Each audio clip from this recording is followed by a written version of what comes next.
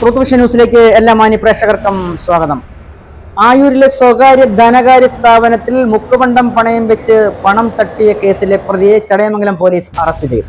സമാനമായ കേസിൽ പുത്തൂർ പോലീസ് കസ്റ്റഡിയിലെടുത്ത യുവാവിനെ ചോദ്യം ചെയ്യുന്നതിനിടയിൽ ചടയമംഗലം ആയൂരിലും മുക്കുപണ്ടം പണയം വെച്ചു എന്ന് ഇയാൾ സമ്മതിക്കുകയായിരുന്നു.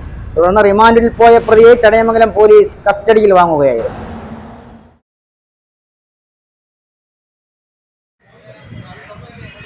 കൊല്ലം ചടയമംഗലത്ത് മുക്കുപണ്ടം പണയം വെച്ച് പണം തട്ടിയ യുവാവിനെ ചടയമംഗലം പോലീസ് അറസ്റ്റ് ചെയ്തു. നെടുവത്തൂർ ആനക്കോട്ടൂർ കുളങ്ങര മുക്ക് ജംഗ്ഷനിൽ തലാപ്പ് വീട്ടിൽ 30 വയസ്സുള്ള സുബീഷിനെയാണ് ചടയമംഗലം പോലീസ് അറസ്റ്റ് ചെയ്തത്. പ്രതി ആയൂരത്ത് ഫിനാൻസിൽ 17.20 ഗ്രാം തൂക്കം വരുന്ന മുക്കുപണ്ടം പണയം വയ്ക്കുകയും 82,000 രൂപ കൈക്കലാക്കുകയും ചെയ്തു.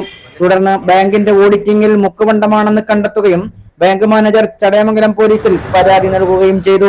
ചടയമംഗലം പോലീസ് കേസ് അന്വേഷിച്ചു വരുന്നതിനിടയിൽ സമാനമായ കേസിൽ പുത്തൂർ പോലീസ് ഇയാളെ പിടികൂടുകയായിരുന്നു.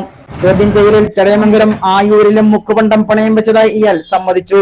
പുത്തൂർ പോലീസ് റിമാൻഡ് ചെയ്ത പ്രതിയെ ചടയമംഗലം പോലീസ് ഇന്ന് കസ്റ്റഡിയിൽ വാങ്ങി. തുടർന്ന് തെളിവെടുപ്പിനായി ആയൂരിലെ മുറ്റത്ത് ഫിനാൻസിൽ കൊണ്ടുവരികയും ചെയ്തു. മെഡിക്കൽ പരിശോധനകൾക്ക് ശേഷം കോടതിയിൽ ഹാജരാക്കിയ പ്രതിയെ കോടതി റിമാൻഡ് ചെയ്തു. News desk truth vision news.